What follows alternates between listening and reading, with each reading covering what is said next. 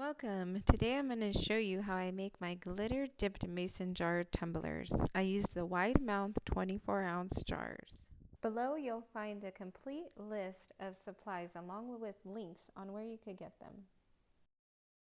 The first thing you're going to do is take your electrical tape and make a straight line around the jar. I kind of just eyeball it, but if you're not that comfortable with it, you could fill the jar up with water and use the water line as a guide. Next, you're going to apply a thin, even layer of Modge Pod around the jar, making sure to cover it up to the tape to the bottom of the jar. Next, you're going to sprinkle on your glitter evenly around the cup, shaking off any excess.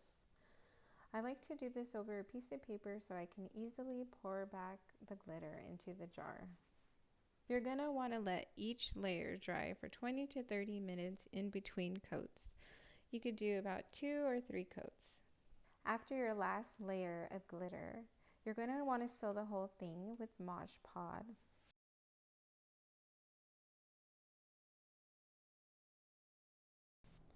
Remove the electrical tape while the Modge Pod is still wet. I like to use electrical tape because it doesn't leave that sticky residue and it gives it a nice clean line after you remove the tape.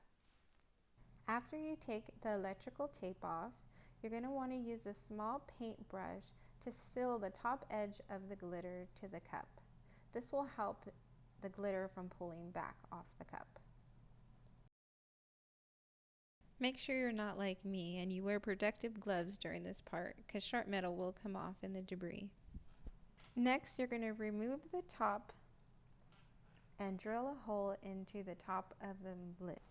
After you clean your lid, you can insert the rubber grommet into the hole. Take alcohol and wipe clean the surface of the jar.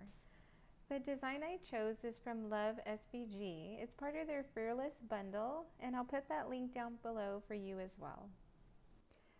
Before you use your cup, let it sit for a couple days so the Modge Pod and the adhesive vinyl has time to adhere to the cup.